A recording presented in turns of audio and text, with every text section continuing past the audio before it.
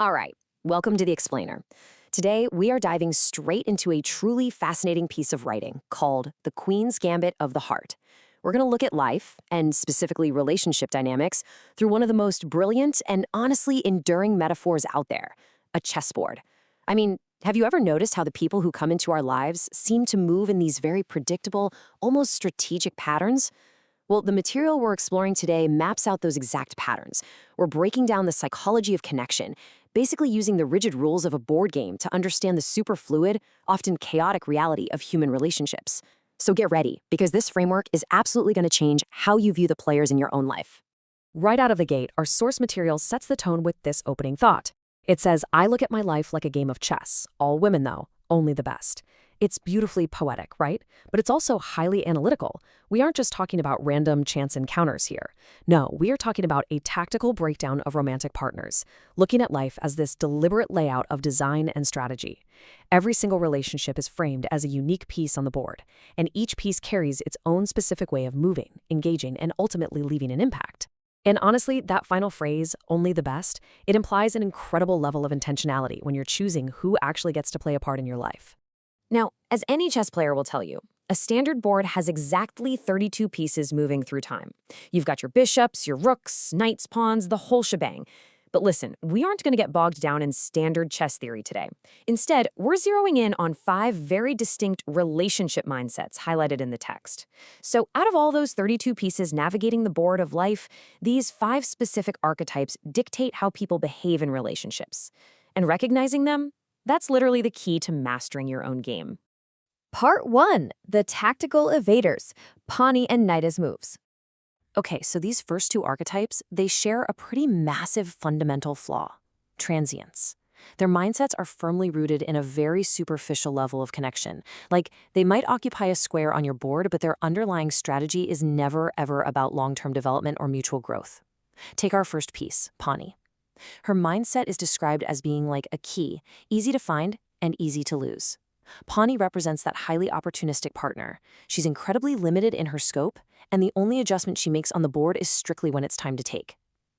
Just think about the psychological toll of that for a second. She doesn't move to defend you. She doesn't open up new pathways for the relationship. Her movement is entirely transactional. She's just there to extract value and slip away. And then there's Nida. Nida dances like money, jumping from partner to partner. She's defined as being physically present but emotionally gone. Nida is, for sure, the ultimate escapist. The text notes that even the tightest rope cannot tie her down because, fundamentally, her mindset just doesn't believe in staying. The only moves she truly knows how to execute is to jump and then leave. It's a pretty striking image, isn't it? You know, having someone sitting right across from you, engaging in a relationship, but knowing their entire internal mechanism is just primed for the exit.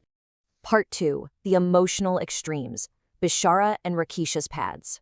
So now we shift gears. We're moving from calculated evasiveness to just overwhelming emotional currents. These next 2 pieces act as highly unpredictable forces of nature. Take Bishara.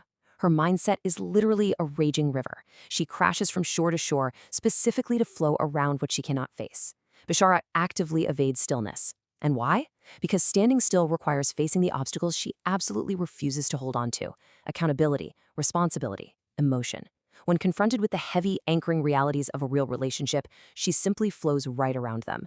She lets all those foundational elements go the moment she leaves, just leaving absolute chaos in her wake. Which brings us to Rakisha. Now, she is wild because she can be your absolute best guard or your absolute worst enemy. She moves entirely with her heart, completely bypassing her head. She is fiercely loyal to what she loves and absolutely ruthless to what she doesn't. But here's the profound danger of her mindset. Because she doesn't just love, but actually becomes the emotion, she's entirely unstable. The moment her feelings shift, everything else changes with them. When the feeling is gone, so is she. Her loyalty is intense, yes, but it's entirely conditional on her fluctuating emotional state. And that makes building any sort of lasting future with her nearly impossible. Okay, so looking at these 4 limited archetypes side by side, a really clear pattern jumps out. Pawnee adjusts only to take. Nada jumps away. Bishara flows around obstacles, completely evading accountability, and Rakesha changes with her feelings, moving with her heart, not her head. What do all 4 of these pieces have in common? Well, they are defined by what they lack: They're defined by their total inability to plant their feet, to actually build something, and to remain steady when the game gets complicated. They are ultimately just temporary fixtures. Part 3. The Queen's True Power. The Ultimate Contrast. Listen, everything we just went through, the evasion, the extraction, the emotional volatility, all of it was merely setting the stage to help us recognize the profound value of the one piece that actually matters, the Queen. She is the ultimate contrast. Where the others are transient, just the passing wind or fleeting water, the Queen's permanence is absolute. She isn't just the wind, she is your entire day. She isn't just water, she is the ocean, deep, steady, and endless. This is a massive shift in mindset. We're moving away from partners who merely pass through your life, taking what they can, to a partner who acts as the very foundation of it. Because a queen operates on an entirely different level of supportive partnership. She's defined by some very specific traits. First off, she knows what you need before you even say it. That speaks to a deep, truly attentive presence. Second, she chooses to stay. Not because she lacks options, but because she is intentionally committed. Third, she actually finds joy in your presence and brings real peace to your existence. And finally, she builds you up instead of mistreating you. Unlike Pani, who takes, or Bishara, who avoids, the Queen is actively engaged in the constructive work of the relationship. Even when she's not physically right there, you still feel the weight of her presence. And all of this builds up to one absolute truth from the text. Because a queen doesn't just say she cares, she shows it. In every action, every moment, every choice. This right here, this is the dividing line. The Queen's profound value isn't found in her words or her promises, it's found in her consistent, undeniable actions. She isn't operating on temporary feelings like Rakisha or jumping away like Naida. Her care is a series of deliberate, ongoing choices that provide an absolute sense of peace and stability. So what's the ultimate takeaway here? What's the whole point of the Queen's Gambit of the Heart? It all boils down to this. After every move, every loss, and every hard-earned lesson on the board of life, the Queen is the only piece worth keeping. All the other archetypes, the opportunists, the escapists, the emotionally volatile ones, they might provide temporary engagement or, chaotic lessons.